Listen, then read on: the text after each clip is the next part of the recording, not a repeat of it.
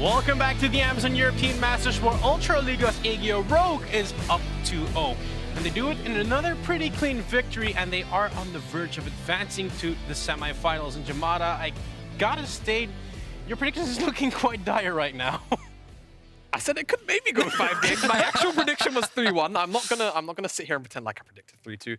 Yeah, let's not even hold any punches. I think when push came to shove in that game, Bifrost just got dismantled, right? I think the early game was definitely a much better look for Bifrost, and I think that's the important thing. They actually decided to try and attack the mid lane with a more sort of Seaboy giving up camps fashion, but it just didn't end up working at the end of the day. The thing that worries me the most is the fact that we had this draft in game 1, but then coming into game 2, it's a totally different draft, and it still looks completely lost. We play with different champions. We have seen 10 different champions in total, and the problem is that actually Bifrost, I think, in this draft on red side, they actually attacked what RGO Rogue wanted to do. The Lulu pick was huge in terms of when the Camille engaged, you can actually go for the polymorph, you have your ulti, and then at the end of it, you even save the Syndra pick, which is amazing against the way that RGO Rogue wants to play it, but they can't execute the team fights like they normally can, and they still lose the game. And that's the first thing you said, Jamada.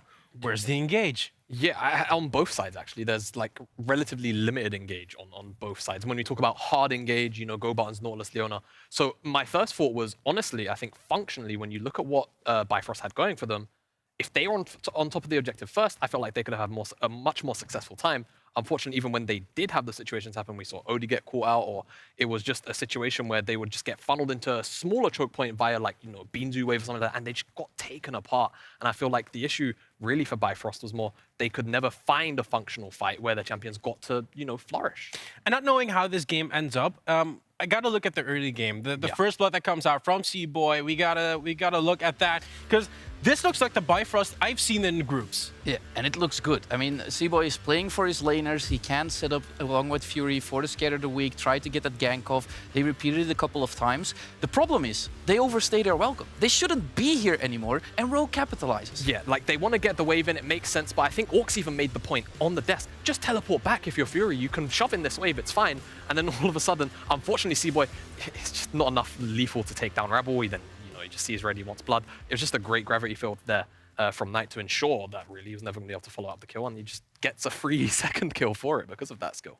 I do feel like Bifrost has shown some signs of life, but it doesn't feel like the Bifrost I've seen so far. I mean, we kind of put them as the favorites for today. They were the underdogs the entire tournament, and now I do start to worry for them in a sense. Yeah, I think it's definitely like worrying, because one of the big things we spoke about coming into the day on the pre-show was, you know, the sort of late stage team fighting, and you know, I'd always kind of seen Bifrost, especially at this tournament, as kind of like Ultra League Light in terms of their style.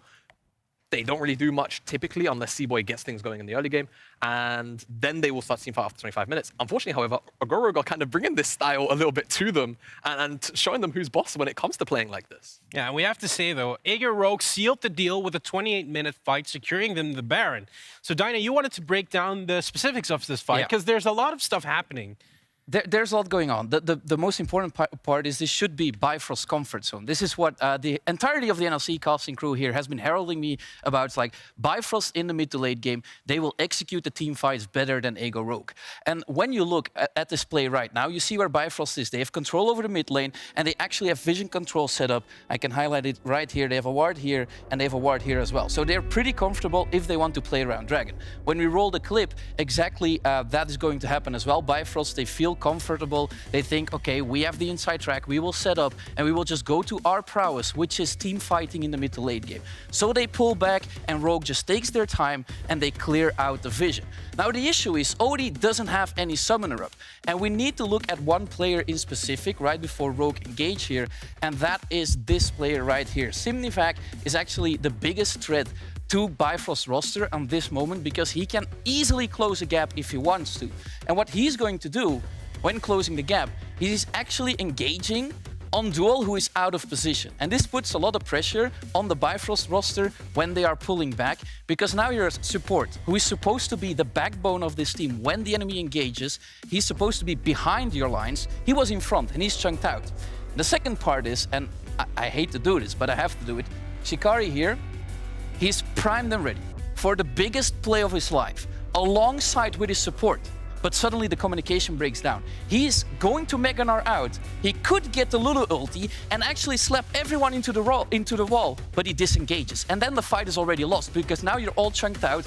Rogue, they get into their comfort zone of just chasing you down. Signifact jumps over the pillar, but in the end, the important tools, the Mega Gnar and the Lulu, the ulti, the only things that they could use to control the fight, they were burned, but they didn't get anything out of it. And this is sad to see because this should have been Bifrost, their biggest moment in the game. And in the end, it was Rogue taking it all.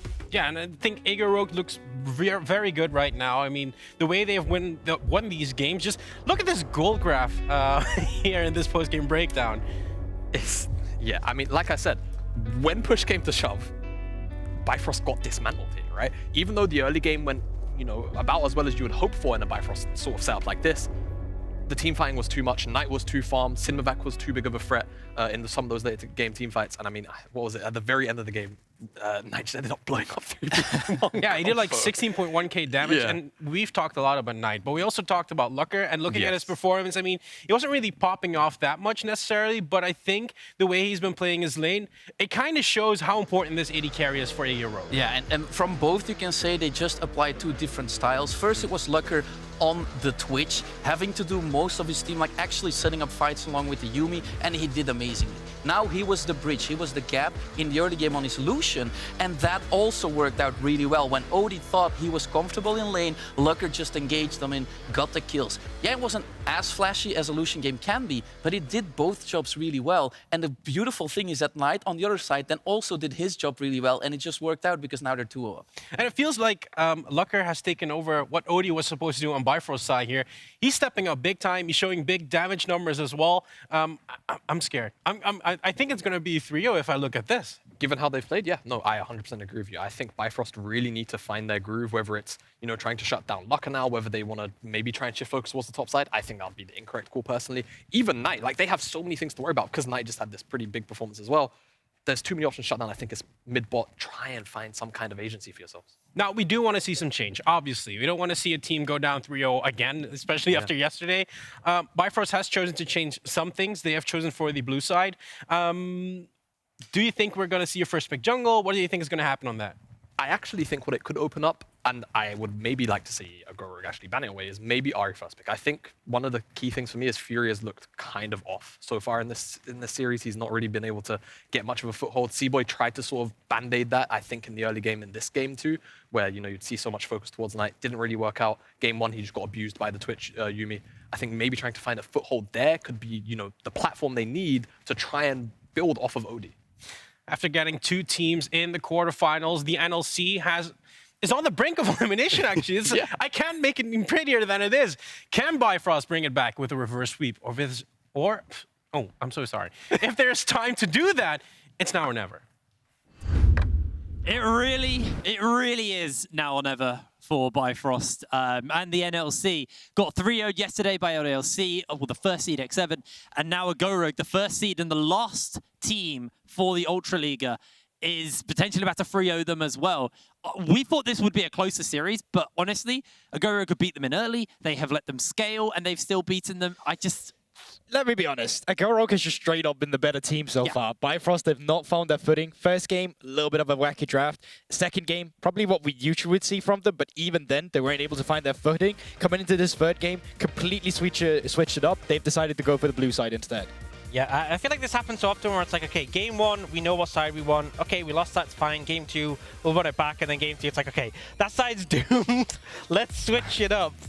And I still can't help but feel like these jungle bans, yes, I understand that maybe you don't want to play against the likes of the Ivan Rengar composition that we have seen RGO Rogue build out earlier, but I really love your point as well, Orgs. Like, let it go through in the first game, see if it's actually something that you can punish, and then afterwards adapt in the best of 5. Because now that your back's up against the wall, you're not going to let the pick through. You're not going to be able to adapt with a pick like this all of a sudden. Well, now they've let the Lydia through, right? You're 2-0 down, and this pick that you were so determined to ban on red side, where I feel like, you know, there's a lot of things you have to ban on red side, you finally let through, and if you lose this game, the whole series is done, you're out of the tournament. I feel like they should have just left it open in game 1 and try to see if they could deal with it.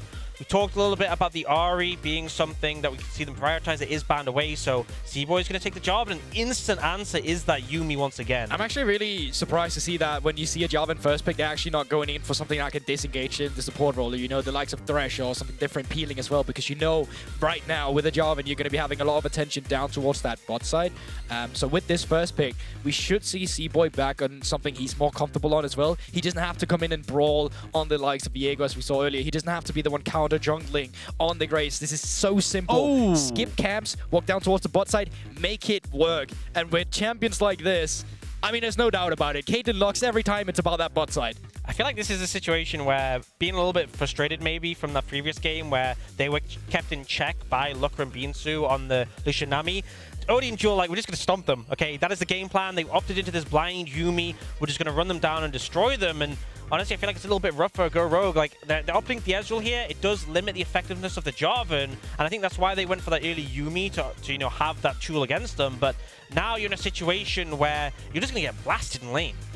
This is definitely going to be a lane where they just farm plates for the side of Bifrost. This has to be a winning lane for Odie. We've been singing the praises of this bot lane all series long, and it just hasn't come to life at all. We're into the second ban phase, and now we're seeing the Go Rogue ban away the Orianna as a pickup here for Fury in the mid lane. Curious to see where the attention's going to be, because again, it's a very different draft from what we had in our first couple of games.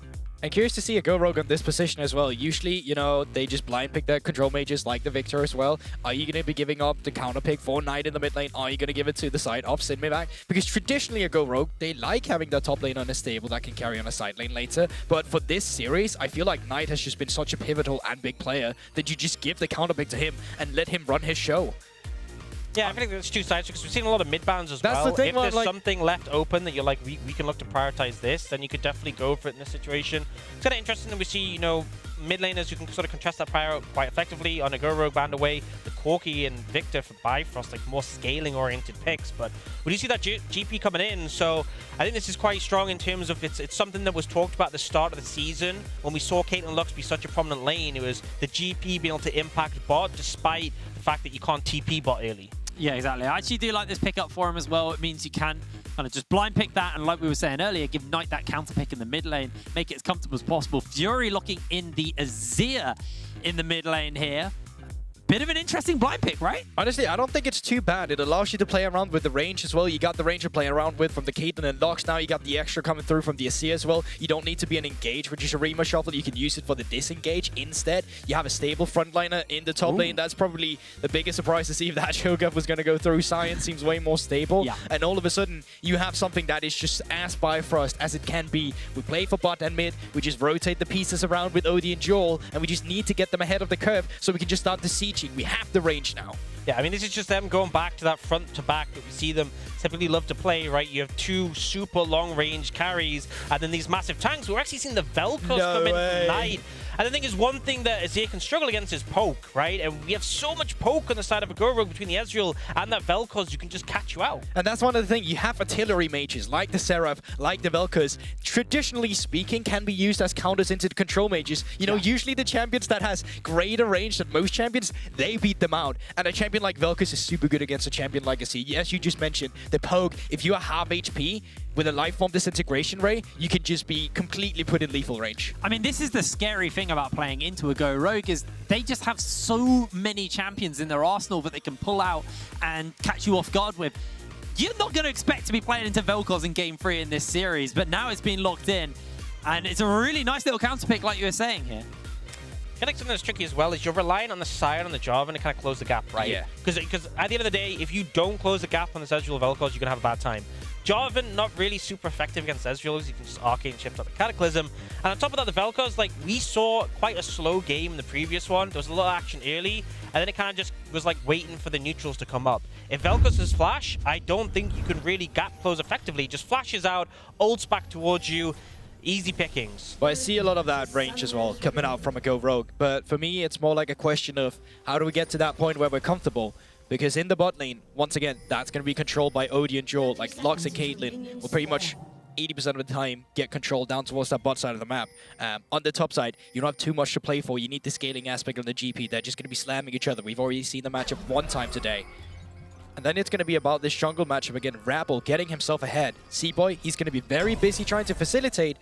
Where I can imagine Rabble, he's going to be busy being facilitated himself, trying to go in and take the camps that C-Boy is skipping. C-Boy's got Predator on the Jarvan, right? Yeah, honestly, Jarvan is such an interesting champion because he's been in a position where no rune is really great for him. It's why we've seen the first strike. It's why we see the unsealed spellbook, because he is just that a form of engage. So Predator is not all too bad of an option coming through from C-Boy. But what I will say is the reason I really like sort of First Strike and Spellbook is because they give the Inspiration Tree, which is fantastic for any jungler. Obviously get the reduced cooldown on Smite, you also get your free boots, whereas the Domination Tree, not quite so hot, I wouldn't say, but still, just very much showing that he knows he has to be very active looking for those early ganks, and I feel like if this game ends up trending towards the late game, as we've seen so far this series, I think I am really confident in a Go Rogue winning it out. You just watch him go full lethality and just blow up people, then he's ready. I mean, there is the option for that. Realistically, I don't think that's going to be the build coming out. As both junglers are starting up on the top side of the map, so again, leaning towards playing towards that bot side. This time it's Odie and Jewel who are going to be set up to get that early shove, as you can see here, shoving the lane in, and we're expecting plates. It's going to be plates galore for Odie. Yeah, and let's take a look at C-Boy's jungle pathing as well. Is he going to be skipping any camps at all? So far, he's been clearing his blue buff. He's been on Gromp, and right now he's on the Wolves instead. Question is, are you going to be skipping these Raptors? I can imagine he will just take the red buff, see if he can come down to the bot side on a third wave crash, and see if they can go for a potential dive, but they might even miss the timing. Interesting enough, right, we have C-Boy level 3, didn't see any like level 2 early ganks you can often get. I feel like that could have been quite effective if you were able to look for it in the mid lane, for example, because that has been such an instrumental piece in this series. The mid lane difference between Knight and Fury. And game 1, I will absolutely say, Fury got bullied out, right? A lot of help for the rest of the team to make the matchup go in favor of Knight, but game 2 is just a massive differential. I feel like, as you were highlighting in the draft phase, the fact they gave him the counter pick, picking this Vel'Koz into the Azir, I feel like Fury needs to have a good game if Bifrost want to be successful in this one. 100%. And mid lane priority is just so pivotal as well when you have a champion like Caitlyn and Lux, because if you can move down there and help them stop a siege if you're a Go Rogue with Knight moving first, well, that's going to be great. You slow down the win condition of Bifrost. C-Boy, about around the bot lane vicinity, Bifrost, they will be able to push it in just a bit to get that priority. Mid lane has priority, and all he's getting so far really is just a scuttle, but nothing other than that. But Rabble has to pay respect to this as well, because he knows that these lanes have pressure, and now C-Boy is actually moving in. Does have that smite available, same for Rabble. Looks like they're probably just going to give it up. Rabble will be able to get his blue and head back towards his wolves. But the important here, critically, is the vision secured, right? Especially on the bot side, we can see that he's got a ward a little bit deep in the jungle. He's tracking Rabble. Another ward comes down. Does spot him out, flags and drags away to safety though, and C-Boy's out. There's no secure support from a Go Rogue, right? He can just dash over the wall. Bot lane is in no position to move, so he steals away the camp, and once more he is just ensuring his team have full information on Rabble. Bot lane want a 2v2. They want no outside input coming in, because that's where the Caitlyn Lux will really excel. And this is very interesting, because this is usually how a Go Rogue, they win their games, right? They choke out their enemies with their pressure, they go in and counter jungle with Rabble. This time around, it's C-Boy who is into counter jungling. It's down towards the bot side where they're just getting plating. They're just getting natural resources in the map that's giving them a 500 gold lead 4 minutes into the game. So great stuff for Bifrost. They don't need the kills in the beginning. If they can keep this sort of pressure up, or they can be on the track to all of a sudden just move the pieces around. Well, able to get these plates obviously down in the bottom side of the map. 2 already. Yeah, 2 plates already at 4 minutes. We're closing in on 5 minutes.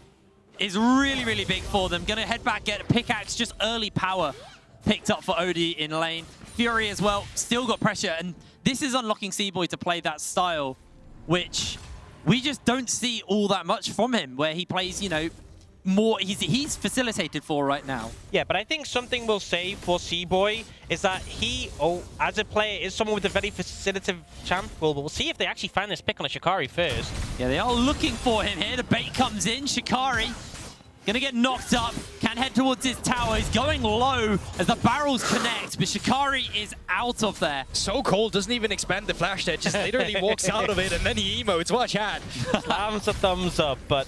Oh, and stops the recall as well.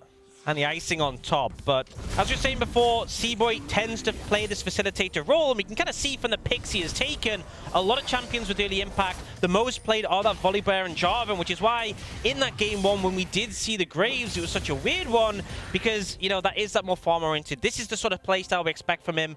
Yes, he's contesting Rabble, but critically he's ensuring his mid and bot can continue to push without being pressured themselves. And with this, let's have a look at the rotation right now. Fury just pushed in the mid lane, went into Fog of War, C-Boy as well, down towards that bot side. And that kind of just forces Rabble to respond. He can't go back to clear his jungle. Well, now he's on Gromp, but before that, he had to go down and just trying to mitigate any pressure coming out from Bifrost. And I think this has been the story of this game. We're 6 minutes in, and this is like the second layer of wards that Bifrost have put in that blue side jungle from a Go Rogue. They're constantly making sure that they're spotting out this Xin Zhao and just ensuring that the bot lane could do this. Yeah, it's a 400 gold lead for Odie, but they're just hammering away at this tower. But it's not just Odie as well, it's the Lux you have to take into account. If she's going for the Luden's Echo, the kind of build path as well, she'll be doing a lot of damage, sitting at the 1700 as well. So great stuff from Bifrost. If they deal with the bot side turret and they can move it up towards the top side, all of a sudden, and if you can poke out GP, force him away from resources, you're stopping a lot of the scaling. Oh! Fury is able to dive away to safety, but a lot of damage coming out from Knight. Oh, Rabble finally finding a window, though. Is looking for it. Odie gets the shield off. The cannon barrage is coming in, but C-Boy is in the area. Predator popped, and that is going to be enough to send them packing. A nice try from a Go Rogue to just get some breathing room in this bot lane, because it has been rough down here for Lucka and Beanzu. But Rabble, he's ignited, and first blood to Odie. They found the binding onto Lucka as well, but he can shift away.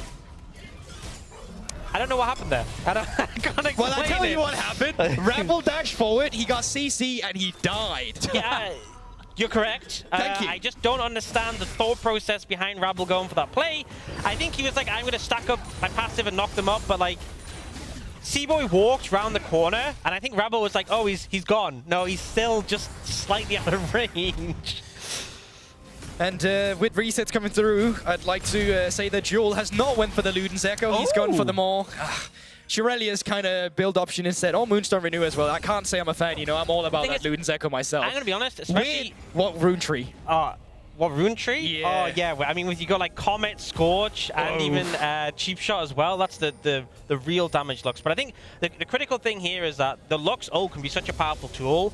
If Knight is forced to stand still with the ultimate, you use ult on top. If you throw the Cataclysm down, it's just like shooting fish in a barrel. So definitely a lot of value coming out from that Lux, as it is such a long-ranged ability. For now, though, we've seen Jewel move up to the top side. And despite the fact that they had so much pressure bot, they're using that prio to try and lean on the Herald. You can see Odie was walking towards topside just in case there was a contest, but since they see Rabble's not interested, they'll start to move down bot, and ultimately Lucka doesn't even get a single plate off the back of this. And I think this might have been just been the best early game we've seen from Bifrost this game. This is a massive improvement from them. They have struggled in all 2 games, and just able to really come back here into this, but it is still early, and you know, I think Bifrost, and I think it's fair to say, have been anything from clean in this series. Yeah. Rogue have been playing very, very well, and I think the main thing for me is the cohesiveness of Rogue. Rogue have looked very put together. They look like everything's very clear and with a clear goal, when Bifrost have looked way more scattered. They've come into this game with a great idea of how to play this early game. The question for me now is, can they take this going forward? And my question for you is, what do they do going forward with this comp? I think they're on the right track record right now, right? It's just about continuously choking out the opponent. You're doing very well right now. You even got the Rift Herald in hand. You don't have to use it down towards the bot side just because of how low the turret already is. As you can see, only 1 plate missing. Like, you don't even have to put your bot lane up towards the top side. You can go mid as well if you want to. I feel like, you know, getting the pressure down to take the bot tier 1 would absolutely be a good call. Push the wave in deep, then you can swap your bot lane up the top. Or if you find the window to Herald mid, I would love if they could pick up that mid tier 1. I think when you have Kate Lux who are so threatening, if you can find an opportunity, particularly if you can punish Knight if he overextends, take mid tier 1 and the game completely opens up from there. But Bifrost, they have momentum now, they need to continue it. I think if you do take that mid as well, it really kind of limits Knight, because he needs that as a safety point, a place to hide behind to be able to clear the waves. Or if he has no tower, he is liable to getting jumped onto. Meanwhile, Simnavac and Shikari just exchanging grasp stacks, but Shikari quite happy with that trade for himself as well. But it's also just about how they move around the pressure right now. Every time Odie... Whoa! Oh! Nah. Dude, it was a close one. It was a close one. But every time he was going to jump out and block it, man. Every time Fury gets mid lane the pressure, shuffle. here we go. Knight's going to get knocked up. He is going down here for sure. Fury able to get it. A beautiful shuffle back. And this is exactly what I was talking about. If you can punish Knight, then you can find an easy opportunity to start getting some plates on the mid lane, set up that tower for the future. Rabble is taking this window to look bot. Oh, he flashes in. He's chasing onto Jaw, but the shielding is so heavy right now. Gets the knock up, and it's on his lonesome. Rabble finds the kill. But look at mid lane currently. They still have the Rift Herald. That's You not actually weird. get one down towards the bot side. But now you might even be open to open up the mid lane as the first turret. And once again, by far the best early game we've seen from the likes of Bifrost. Looks like they won't be able to get it this time, but it's very low to be picked up. Yeah, and so any opportunity where if Knight gets caught out or if Knight tries to move or there's any isolated moment where Fury can push up, he'll just be able to take this tower. You can even see Shikari in the top lane has been doing fine in this lane. Yes, Gangplank will look to scale up, but the Scion can actually do a lot of damage to towers with Demolish when he gets the window. It's 10 plates across the map right now for the side of Bifrost. You can see it reflected in the gold lead. Lunen's Echo now finished up for Fury. Odie hasn't actually been to base, but probably sitting on a fair amount himself with all the plays he's been able to pick up. You can see there, got himself an 8,000 gold lead over Lucca. This bot lane is... 8,000! Yeah, 800. Whoa! It's over 8,000! How I many can't believe plates it! has he got? Did you say 100 10 plates? plates? 100 plates, man? That's You know, crazy. I was really excited to try cast with you two, and now I am regretting it. I am regretting it. And that's on Grom. Down towards the bot side now. Odie should be able to crash this wave. Can go for a reset if he wants to, but C-Boy's around the area too, so they can just threat for that bot side to it, which would be the first of the game, then go for the reset afterwards, and it looks like that's the play. No mana. He has no mana. He's going to get final sparked, going to get ace in the hold, and it's not blocked by Binzu. C-Boy able to hold them in place long enough for Odie to get the kill. I mean, just beautiful execution. No mana for Lucca. Really should be overstaying, but the thought process was if he ever backs, the tower's gone. Well, the tower went anyway, and your life was forfeit. 2-0 now for Odie. 20 CS lead, but all those plates and that first tower gold is the massive thing. Picks up that Gale Force, and we'll see the replay. I'm just going to say, this is the second time we've seen Binzu not block the ultimate. Okay, guys. You have to pop out. Guys, he's dead either way. Even if that ace in the hole does not connect, it's still Lucca stuck in a pit with that amount of ace.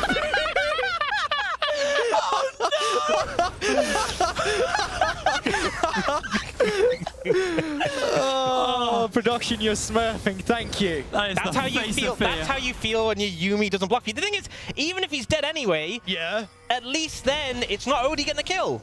that's true. Fair True. point. Fair point. You know what? I'll settle down. Well, as the turret plates do almost fall off, it is a 4,000 gold lead over to the side of Bifrost, and bunch more plates will... Sorry, a bunch more damage will come through as Knight has to flash away. Bifrost don't quite have the minion wave to secure this tower on this wave, so no more plates on those C-Boys. Does nothing to towers. He's just tickling it. Oh, life form disintegration rate into the shield. Rabble doesn't quite land. The wind becomes lightning. C-Boy has flash and stopwatch. There's no way you're killing him there, so it's back away. They're not able to get that final plate, but now with the plates gone, you could honestly just walk up the tower and auto it without minions to go down. So mid-tier 1, essentially in my mind, it's already gone. It's just going to be an easy pickup. And Bifrost are doing a good job of maintaining this pressure. And I think it's just a resurgence, right? Game 1 and 2 were definitely rough, but Game 3, they went, right, we're going to take agency in the early game. We already play so heavily towards a bot. We're going to do it times 10. And I feel like this is a good game to bounce back on, one where you are in control. You're dictating the pace. It's just momentum, really. Like, you've been down 0-2 already. You're down to the final game. You need something to go good for. You need something that raises the spirits and communication as well. So having your star bot lane, Drew and Elodie, finally take over You need to game. have fun. And this is a lot more fun for Odie and Jewel right now. They're enjoying themselves. Yeah, having an absolutely amazing game for themselves as well. And I think they kind of, it's recognizing that the attention in the picks and bans was on C-Boy. There was a lot of jungle bans coming out across this series, and they go, well, this means bot lane is fairly open for us to get creative with. And if we see Bifrost win this game, I then question how Picks and Bans looks going into that game 4. This was also the first game in the series where they were able to pick up the Rift Herald, and finally getting that Rift Herald to open up the mid lane, get map control. Like, just fast forward, or not fast forward, go back to the game we had just before. 22 minutes was what it took to open up the first mid lane turret. This time around, it's done way quicker, and when you have champions like Azir and Caitlyn, you can just move around the map to start the sieging. It's way easier for Bifrost to pilot. They need the ease of execution, because sometimes the laners are just better from a Go Rogue. Oh, they're onto Knight in the final spark. And Odie secures it with the ace in the hole. And this is exactly what Goldberg, you were saying before, right? With Knight, without the mid-tier 1, doesn't have that safety net to push up and clear the wave. You can see him tentatively approaching, his tentacles quivering, and then he gets jumped on by C-Boy and just deleted. It was really, really well executed there onto Knight, recognizing he didn't have flash. Able to find that kill. And Fury still able to catch these waves for the moment. We're actually seeing Bloodthirster coming in second for OD, so getting closer and closer towards that. The BF sword, the Vamp Scepter in the pocket. Which is something we've seen a lot from Aphelios, right, is a second option, particularly into poke-heavy compositions, which there is a fair bit of poke here from a Go Rogue, so chunking out Odie won't really be an option once he has that Bloodthirster. And the thing is with Caitlyn, you don't need attack speed nearly as much as something like a Jinx, so you can afford to go that build path. And this time around, sieging the top side should be way more simple as well. They have so much prior to play around with. Rabble engages the duel. Rabble, he does jump on. The cannon barrage is there, but they're able to find the kill. Lucka picks it up. Finally getting a little bit of revenge for that bot lane, and Odie not feeling comfortable taking that fight on his own, but he's going to step up either way. And the player's just done one wave too early. You have the luxury of having an open mid lane turret from your enemy. You can just wait for Fury to push it in, wait for Fury to be up towards that top side, while at Knight he's just taking care of the mid lane wave. But you step in one wave too early, you get caught, and you fight a Go Rogue on even footing. Not something you want to do when you're the team that's ahead. I feel like this is something that Jewel has made this mistake a couple of times in the group stages, where he doesn't sync up with C-Boy, he's going a bit too soon, gets picked off, and I think particularly when you're playing Lux, you have to be so cautious on this pick. If you go too far, if you step too far forward, you'll just get deleted. So you see he's actually gone for the Imperial Mandate, so not quite the Ludens in terms of damage, but still offers a fair bit on a low econ. Yeah, I like that pickup actually, in a way, but I think Ludens is so fun on that sense, but Shikari and Similovac just trading off here. I don't think anybody's going down. Well, I think the thing with Mandate is you proc on your E and Q, obviously very easily, but your ult doesn't slow, so no way to proc it on that. And often your ult is the most useful tool when you're connecting from a long distance. You're not always going to be in range for everything else. Too early. Too early on the shield, on the snare, sorry. Shield the enemy. Take care. I hope you're okay, buddy. He shielded them from death by missing his Q. 100%. Rift Herald will be used on towards the top side, so not the best usage of the second Rift Herald, but you can see Bifrost, they did want to use it earlier when they had that play where they got caught off guard, because they died, they lost out on the tempo, and they had to go for kind of just like a bandage hit Herald instead. I would argue this game, though, they don't need a Band-Aid Herald. You know, even if they didn't get it in the most optimal use, they've already taken 3 towers. They've already got, you know, a 3,000 gold lead. And they've got Shikari charging in for Knight. Knight does have flash. He's going to flag and drag away as Rabble comes in. Great stopwatch by C-Boy. He's caught out for the moment. Comes in with a dunk, gets popped back out to safety. And nobody's dying in the mid lane. Well, the Summoner's burn, though, you can see the play here. I mean, they burn the flash from Knight. I think that's a critical thing. It's a minute 15 until that next dragon. If C-Boy gets his ultimate up available again, he can just essentially go, I'm going to jump on Knight and take him out. I will say, if a Go Rogue wants to contest this next dragon, I think Knight needs to grab a stopwatch. But honestly, it'd only be the second for Bifrost. I think they can honestly let it go. I don't think it's too much of an issue.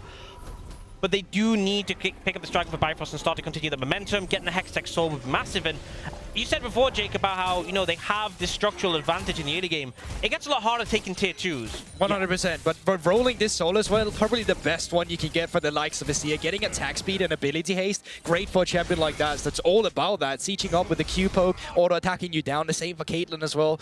So really just a really good role here, but it's going to be some time before they get to that soul. And there's the scaling aspect from a Go Rogue. Their win condition right now is slowing down the pace. It's easy for a team with a composition like Bifrost has right now to take care of the Ida turrets, but the skill comes in taking down the tier 2 turrets. So what is that like threshold where a Go Rogue do feel like they're back in this game? I feel like we're still looking at 2 to 3 items on GB here coming through as well for Knight. Lucka. Fury actually held that, didn't go in, waited for the shift back, and now Rabel's in the area, but that's a lot of soldiers forward as well to send Rabel packing. Well, the poke in return, but we do not have the Cataclysm coming up for C-Boy. The tower gets put down mid, no flight, no flash for Knight, and he didn't pick up a stopwatch, so I don't think they contest this Dragon. You can see from the position, they're not going to go for it. It's just going to be that second for Bifrost instead. Simnivac's going to pick up that tower on the top side. Gangplank obviously getting gold will be a massive factor. Oh, Shikari, you shouldn't be there. Yeah, Shikari definitely overstaying a little bit, goes for the ult, and it just knocks up Rabel for a brief moment. Gets interrupted on his Q charge. No flash for Shikari, no backup coming in. And it's just the slow burn. Shikari goes down. Rabel's on Grump, and Shikari just going to watch it happen. Miniwave still getting pushed in on top side as well. Rabel can shadow as well if he wants to at the same time, but they're just going to go for a quick reset here instead. Poke, half HP on Locker, and mid lane Pride goes back to Bifrost, but because their top laner has just died and C-Boy is down towards the bot side pushing that in, they can't really use the pressure for anything. It's just going to be resets coming through for Bifrost now. And what I don't want to see from Bifrost is them just sitting and waiting for the neutrals to come up and playing around those. Yeah. I think it's such a slow way to play. You have this advantage, you should use it. What they should be looking to do is you slow stack a wave in the side lane, you push up mid aggressively, contest the mid wave. If anyone shows, you can engage on them, and then you rotate through the enemy jungle, clear out the vision, attack anyone who shows up, and then you move up to that side lane when that wave comes to crash in. That's how a team who's ahead should look to play out. Let's draw that play right here. So we highlight up the big turret here. You actually want to push in the mid lane turret coming through. You want Fury to stack up the wave here. And then it's all about finding the vision control in the enemy jungle to pick up a lot of this gold. That's the kind of play that we're expecting to come through from the side of Bifrost. But and they've kind of messed up the timing here, right? Because they had that push earlier, and now the wave's already coming in top. They're desynced, and they've messed up, which gives this window. They are looking for Fury. C-Boy's in the area. Fury able to drag away, and they've got a teleport coming down as well, so it's the full collapse here from Bifrost as Locker acing the hole into the final spark. The flash comes out, the dunk is there, but underneath the tower, C-Boy has no backup. And the Go Rogue are able to find a return kill from Rabel. And it just goes back to what Oz was talking about. They're desynced. Odie and Joel, they're not actually in the vicinity to commit to a fight like that. The mid lane play and the top lane play, the wave, they're just not synced up. And it's been a weakness for a very long time for Bifrost, is that not only linking their members, but also finding that cohesion and setting up these rotations. They can be great at team fighting, but sometimes with the macro aspect, they'll falter a little bit. Yeah, and then as a result of that play, they end up burning the TP, committing that to it to try and capitalize on a Go Rogue pushing forwards. But you know, the problem is, in the world that we set up for this, and the play we wanted to see, they would all already be there. But here, you get the TP coming in, the bot lane are too far away, and there's enough tools available for a Go Rogue that they can actually escape under the tower. C-Boy has to overextend so hard just to try and contest the kill. And while all of this is happening, the Gangplank's pushing in the side, taking towers. It's just an absolute win on all fronts for the side of a Go Rogue. Yeah, usually when we have a situation like we have right now with Bifrost ahead, the win condition for a Go Rogue is setting up vision pockets to find ways to fight back. But if Bifrost is messing up their timing like this and Simnivac is just allowed to stay in the site and get resources for himself, well, then they can just sit around, do nothing, and they'll automatically get back into the game. Like, the gold deficit has lessened so much over the span of these 5 minutes. And I feel like this is the point where Bifrost go, okay, we can't really work out how to use our sides well. Let's just start Baron and see how that goes. Yeah, this could be a really, really risky position for them. But I'm going to recognize that and back away. Knight obviously having that life form disintegration rate in that pit is just, I think you said it earlier, shooting fish in a barrel. Rabel getting jumped onto, the final spark comes out and Shikari hits the wall to cancel his own ultimate early, and Yumi just keeping everybody alive. Meanwhile, Simnivac's still bot lane, still pushing, still taking towers. And look at the goal difference. This was a team who were up by like 4,000 gold, I think it was, in this game, and now it's dead even. And it's also why we say all the time, Bifrost, they need ease of execution, because at Go Rogue, they are just playing this game better. Let's see if Simnivac can outplay this one, though. Let's see if he can go for it. Fury's put on the other side, shuffles him back, and C-Boy cashes in on the kill. But look at the cost mid, right? You go for that play, you punish the Gangplank who's overextended, but now you lose your mid-tier 1 as well, and it feels like Bifrost are just losing on every front, falling apart across the map. Do you have Dragon coming up in 50 seconds, but it's not Soul. So I feel like this game has slowed down. The early leads they've got just haven't amounted to anything. This kind of goes back to what we were talking about earlier. You know, they had a really good early, but the questions were, are they actually going to be able to execute? Because they did look lost in their first 2 games, and it feels like the communication and Yes, go. This is just great for Bifrost because their win conditions are usually in the late game. Imagine this time around they go into the late game where they're not behind 5k, but maybe only behind 2k. True. That's where they find their footing. But no, jokes aside, a Go Rogue been phenomenal at coming back into this game. And as we were just highlighting, this is not Soul. You don't have to fight for anything here. You can push Simi back up the top side. You can make him do what he just did down towards the bot side. And you just sit back, you scale, you wait for that time where you feel confident and you're going in.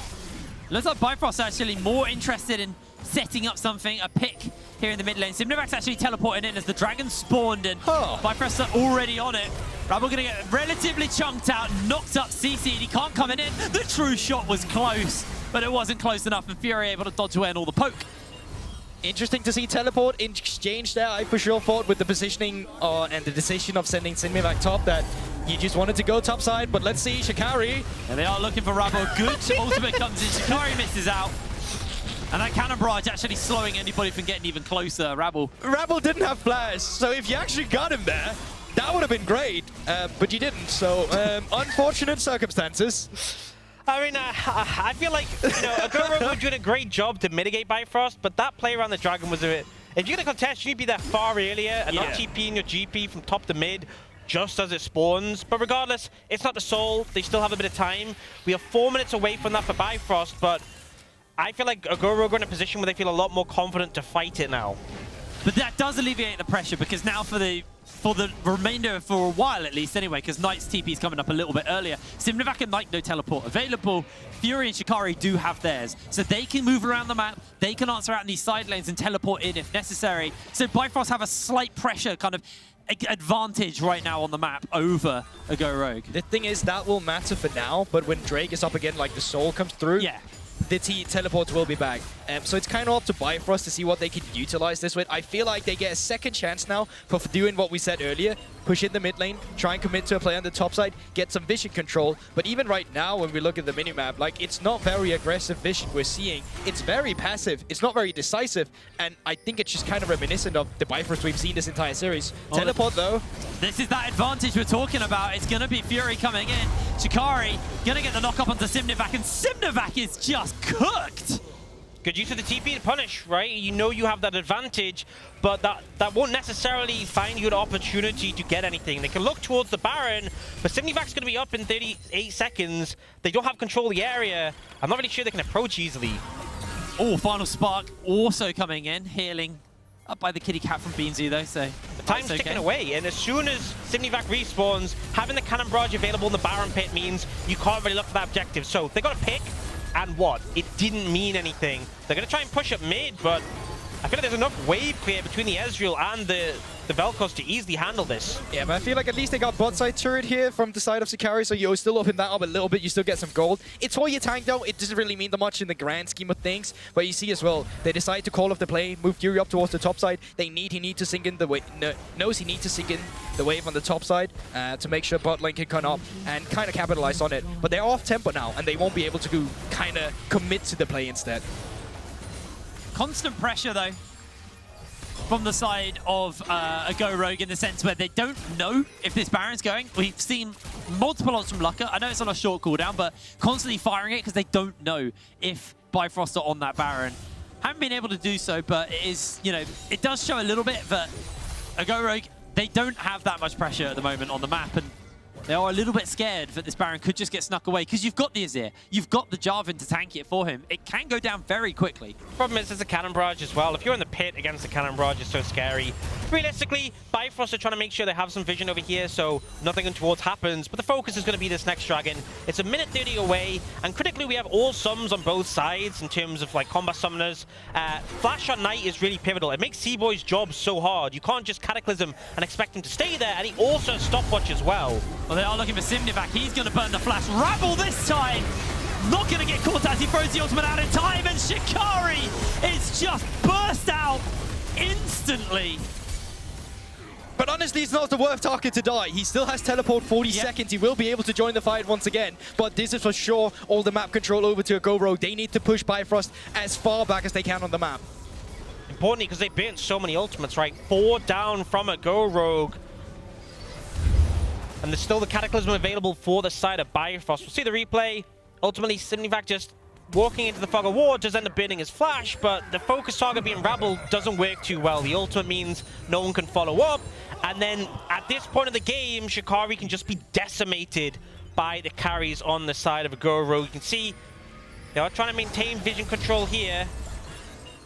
Maintain control of the area, but Bifrost are going to move in, claim their own ward. Shikari's back up and alive and should probably teleport in, realistically, just so you're there in time, but might be waiting a little bit longer for a good opportunity to find that perfect teleport, that perfect flank. It's coming in on the bot side. And if GP gets a barrel here, it will do. He has so much damage right now. Looking for it, not going to find it. Rabble gets chunked out. They're actually jumping in. Odie has to flash away. In comes Shikari. They find the knockup. The barrels are coming down. Going to get interrupted as the ace in the hole lands onto Lucky. The final spark comes down as well. Only hitting onto Knight. The Go Rogue are going to start up this dragon as the reset from Fury's coming in. He wants to get his health back. Yeah, he does have teleports, so he can join the fight again, but the question is, can he make it? OG also back to full HP. Cannon Barrage comes down. He's teleporting into the pit. C-Boy's there. He flags. He drags forward. Fury's in there. There's a smite. It's taken away. There's the Cataclysm, though. The knock-up onto multiple members. They've already found one kill. The shuffle is blocked. It's dodged out by Lucka, but he blast goes over the wall. He's going so low. Fury finds the double kill. Taken down by the cat. It's a triple for Fury, and Bifrost finally find a team fight win. An insane fight. The fact that the Yuumi is the one who has to come out the end and finish off the Azir, but critically, Bifrost could just head towards the Baron area. Don't think they're going to go for it, but they might try and just see if they can pick someone off. There's still a ward on the Baron, though. Rogue know this isn't going on. And they live another day. Rabble stealing that Drake. They're securing it up for Go Rogue. Means it so that he can still fight it. Watch, critically, Beansu actually gets caught a trap because of the flash here. Oh, yeah. So he's not on Rabble initially, which is why the Xin Zhao doesn't do nearly as much as you'd hoped, right? And then they managed to back away and reposition. But I also feel like the CC chain this time around was way better on the Xin Zhao. They were able to wait out the ultimate from Rabble. And then when we come into the last fight here, seems a little bit decisive in the beginning. Are we securing down the Drake? Are we going on towards Rabble? And in the end, it's just going to be Rabble securing the Drake with Fury then finally leaving his mark in this series, finding a few kills. Unique blast gun opportunity. I'll say There's from a Lucka. penta there. I swear somewhere Lucka saw it. I just love Beansu coming out and just doing like the little Yuumi auto to finish off the Azir. Gives him the pet on the way out, finds himself that kill and shuts down the rampage from Fury. But Fury now Death Cap, Luden's Echo, Shadow Flame, building towards what I assume is going to be the Void Staff as the next item. Level 17. It was a massive smite by Rabble to secure that dragon and deny soul to Bifrost right now. But even so, it is phenomenal damage coming out from this Azir. I feel like at this point, we had such a massive lead for Bifrost in the early game. It's 1,000 in favor of them now. It's so irrelevant at this point. Really just comes down to execution of the team fights. This is something that we've said Bifrost have excelled at throughout the tournament, managing to get first in their groups down to coming back in the late game from these moments. But this series has been about the Ultra League representative. Oh, Odie, though. Oh, good binding.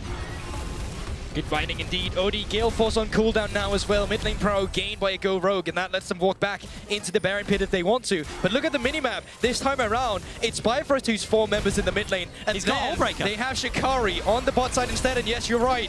Fury, what? Oh, Rabble's jumping in. Stopwatch comes out from Fury, but they got the life on disintegration rate. He's shut down. C-Boy slams into Cinderback, and now he's melted. A double kill picked up for Lucka. Yes, they have Shikari in the base, and that's going to force them away. Wave's been cleared out as well. But this might be a Baron. But why? Why would you go in? You have Shikari on split push duty. Why are you looking for a fight there? At Go Rogue, they punish immediately. Oh, if Knight gets back, he can defend. Oh, they don't spot him. He's going to be able to go and clear out the wave, and the Baron's forfeit. Bifrost had everything in their favor. They just need to not look for the fight. What a fumble. What a fumble by Bifrost. No, I feel like fumble's a light word for this. But a Go Rogue, once again, they're in the position where they just punish, and they've been so good at that this game. Every time that one mistake has come through from Bifrost, well, but Go Rogue, they've been there punishing immediately. And it just goes to show, you can't mess up against teams of this caliber. If you can't play the game correctly, you're just going to lose. Oh, cancelling the recalls. Wait, are they fishing for something? This seems risky. It's very risky. And Oh, Shikari, no. if they check the bush. Could have been disaster, but goes to live another day. And Replay once again. Yeah, we just highlighted it. You have Shikari on split pushing duty. Fury, he was even looking for the banana shove there. He dashed in, right? You just needed to sit back. You can see the flank from C-Boy. This is so unnecessary. Just clear the wave. You have a Caitlyn. It's so easy to do. And C-Boy afterwards just dashing in too, just like, well, I see my solidarity. Never in the alone. I wonder if he was meant to go further with that Q. I think that was the definitely. full process. Oh, yeah, absolutely. You can argue, and I'll agree, that maybe he shouldn't have just gone in at all, but it looked like that was also a bit of a mess up on his behalf, and that ended up really costing them maybe way worse than it was. And now it's 30 seconds until that soul potentially once again for Bifrost. They missed out on the last one, but it was still a close fight. I feel like this late in the game, if you lose a fight by enough of a margin, especially a Go Rogue with that open bot inhib, it could just be the game. Oh my word. Lord. That was a lot of damage. We talk about poke from the side of Bifrost. Need to mention the poke of Brocka. They're jumping in, they've got the Cataclysm on. Rabble's the only one in the pit. The Cannon Barrage is just dissuading so hard. Simnavac's in the base. He's got Baron, remember? He might be able to close this game out here. They're going in for the teleport to get back to safety. They're going to go for the interrupt. Oh, no! It's down! That is the end of the pigeon. And Joel will be next to fall. Simnavac trying to find Odie. Odie has found him. The barrels are going to get used for the moment. And they're on to Shikari. Shikari can't do anything but watch the Rogue. They could go into the base, they could close this out. They might look for Simnavac. They've got the ace in the hole. They're going to look to try and close out the clean, but Soyboy is on his lonesome, and Lucca is unstoppable in this game. The resilience of a Go Rogue to hold on in this game for so long, waiting for the moments to punish and finding them at the right exact time they needed to, just before the soul. Now they might just look for the end. It's going to have to be a miracle. Seeds for both regions, and a Go Rogue looking to knock the last hope of the NLC out. In 3-0 fashion as well. They're onto the tower. Odie is going to have to pull off a miracle, but the Lifebolt Disintegration Ray is doing everything necessary. He goes in for the stopwatch. Joel's already chunked out. Down goes the AD carry, and down goes the NLC. A Go Rogue 3-0. I feel like at least in this game we got some fight out of Bifrost, but a Go Rogue were by and far the better team in this series. That's the thing. If anything needed you to be convinced that a Go Rogue was the better team, it was Bifrost in this way, where they had a better draft, better early game to play for, but still a Go Rogue. They're the team that comes out on top. And Bifrost, their level of play just didn't exceed quarters. This is where they drop, and a Go Rogue, comfortably and deservedly so, move on to the semifinals to face LDLC. They had all the tools here. I feel like that's the thing, is they had every tool they needed to close this game out. It was just the mid-game, the execution fumbled. It came to this sort of even gold level. And that's the thing, we've praised Bifrost so much over this tournament for the execution in the late game. A Go Rogue look refined, they look clean, and they looked so good in that series. They looked amazing. There's no beating around the bush there. 3-0, and unfortunately for the NLC, they went 0-6 in playoffs. It was a rough playoffs for us. It could have been better for sure, but in the end, you know, Rogue, they still have a level of play they need to meet when they're facing LDLC, but this was a good building stepping stone for them. So I really hope that they are able to learn from this one, move on to the LDLC, and then give a final, semi-final where they will be more contested, but for sure will have the tools to try and take down the LFL seed. Well, the Go Rogue keeps the Ultraliga alive in the Amazon EU Masters and eliminate Bifrost and the NLC in a clean 3-0. After the break, we'll hear from the victorious Knight, so stay tuned. We'll see you in a moment.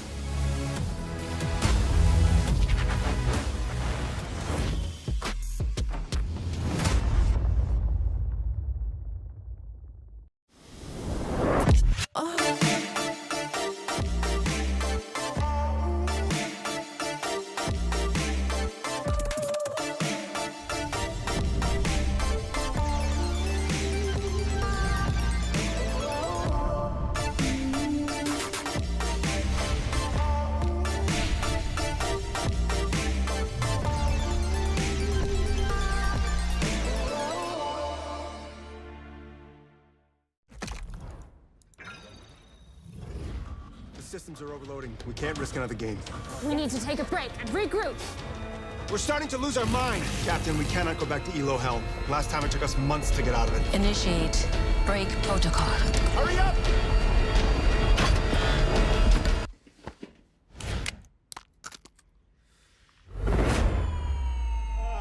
Yes! Yes! I did it! We did it! We did it! Even the biggest champ needs a break.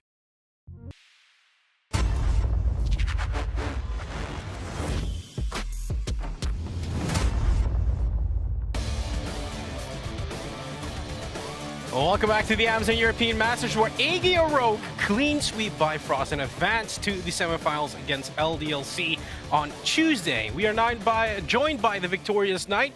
First of all, congratulations, and I do have to ask, Knight, is there a champion you can play?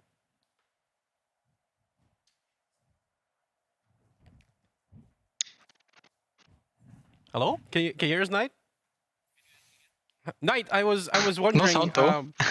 You have Knight has no sound. Okay, so I'm gonna try. Is there a champion you cannot play at all? No, he still has no clue. no sound. Yeah. I mean, Well, this man has played don't think so so. many Yeah. different champions. Knight, if it's all okay, you could hear us now. Knight, the question I was asking, if there is a champion that you cannot play at all, because we've seen that many different champs being brought up into your champion ocean.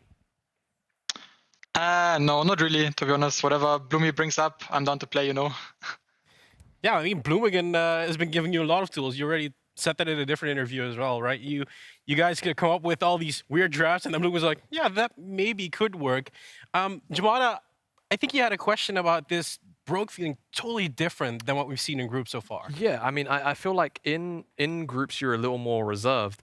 And in general, I think there was a lot of conversation around how strong, NLC were, and then also in general, like the Ultra Leaguer as well, right, with the whole 4-seeding thing. What was your read in general on today's series?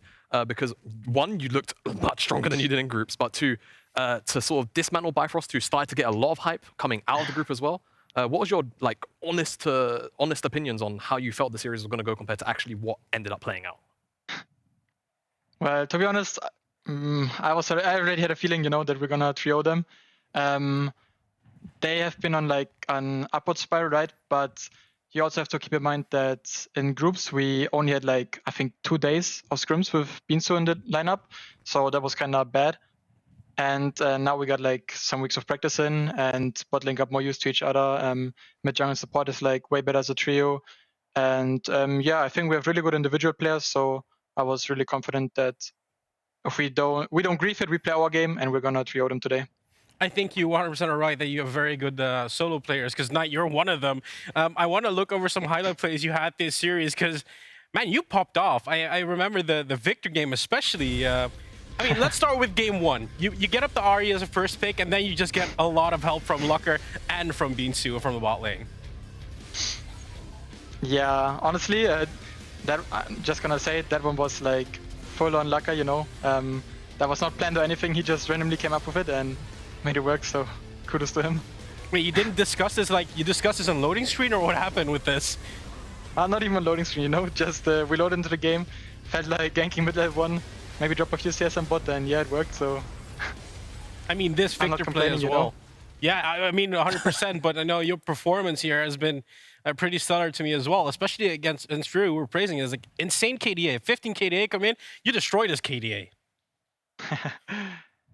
I mean, yeah, they kind of gave us our comfort champs in a sense. I mean, I guess they have a lot of must bans, or they felt like they have a lot of must bans before coming into the series. So we got champions for example, I really, really love Victor, right? It's been one of my staple picks in Ultra League to split. And yeah, I got to free scale. I have a dog jungler, full clearing his jungler on cooldown. So I was kind of set up for success. And then coming into game 3, I mean, see, if there is a game that felt close, I think game 3 was the one. Did you ever feel like you were out of control? Not really, to be honest. I think, well, it was kind of their game to lose, right? But they lost it, so and we had a feeling they're gonna lose it. So yeah, it felt pretty more or less smooth sailing after we got 2 items. And yeah, we played a really greedy draft, right? And we kind of got away with it. Might not get away with that against LDLC, but I mean, we will see. Yeah, it's interesting you bring up LDLC now, because LDLC has been, we kind of put them on the pedestal. They're a very good team. We kind of see them taking it all home, but now, I mean, I'm kind of scared if I was LDLC. I've seen you play, especially with Binsu now being incorporated, Dino. Yeah, I think the incorporation of Binsu is the thing that stands out for me the most. Bloomingen actually told me right before these games, when he called me out on Twitter a little bit, it's actually going really well. incorporating him as a player, the experience he brings to the table, it gives us more weapons in draft. And it looks like if Rogue gets weapons in draft, like even Bifrost can't play their own style. So I think LDLC still needs to watch out for this roster because it's only up from here. As you just said, Knight, it's just getting better and better. You're getting more and more time with Binsu, and maybe you can scale up enough to take down LDLC. I mean, how is it for him to be adapting from a top lane position to a support? I mean, it's a totally different ball game. How vocal is he in game?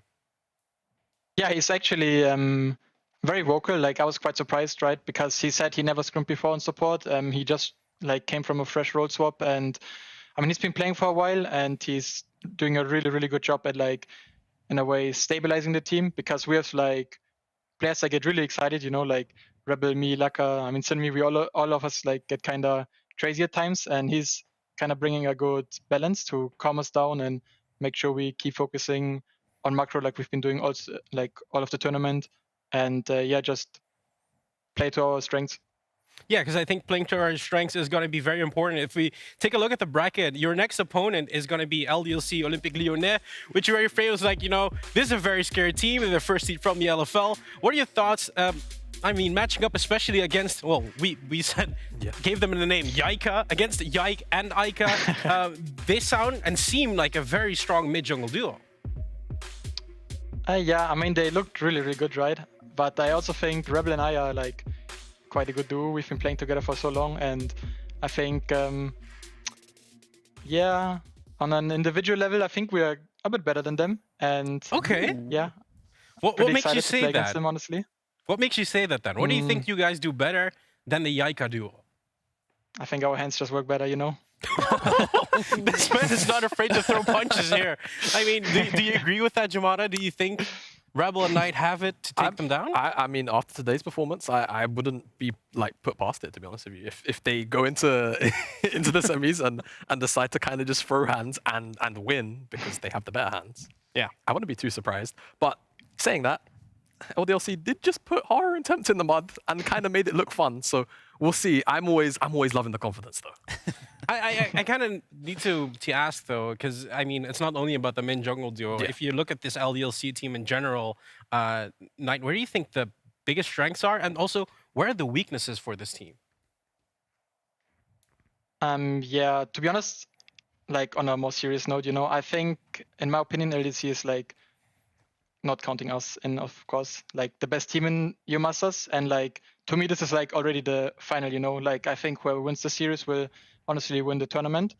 Mm-hmm. So, yeah, I think they're really, really strong. Like as a 5-man unit, they play really coordinated. They don't make a lot of mistakes, and they have really clean macro. But I also think, like I said, I don't feel like they necessarily skill check their opponents or like go for individual outplays, things like those. You know, they just try to play a really clean game and win their games that way. And I think in that sense, we can contest them and like on a good day, you know, do better than them, basically.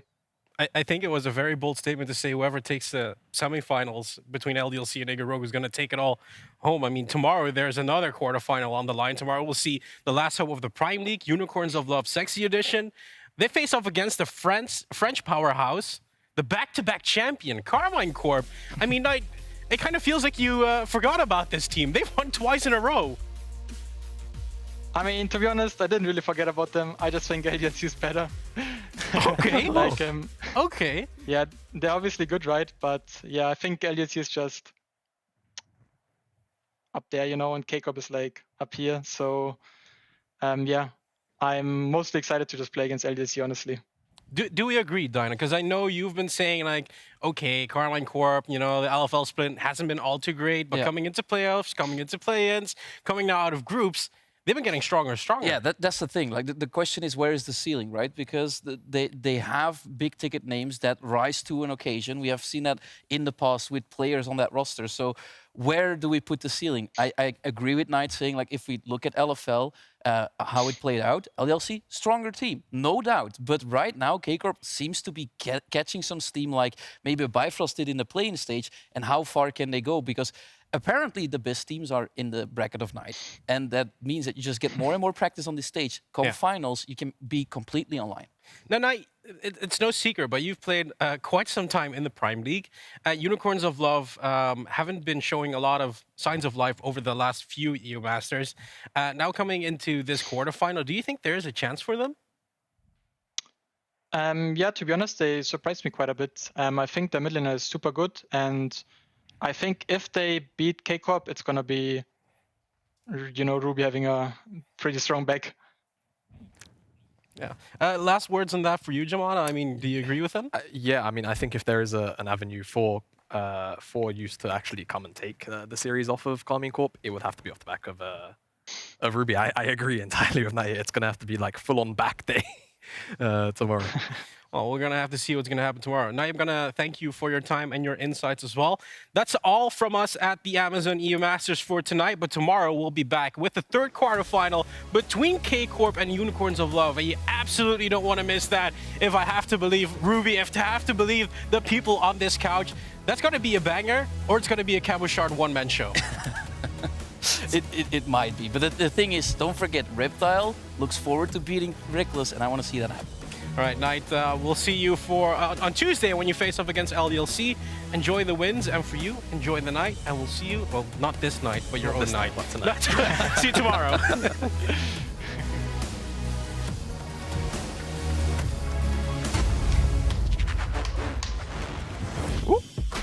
Bye, Knight.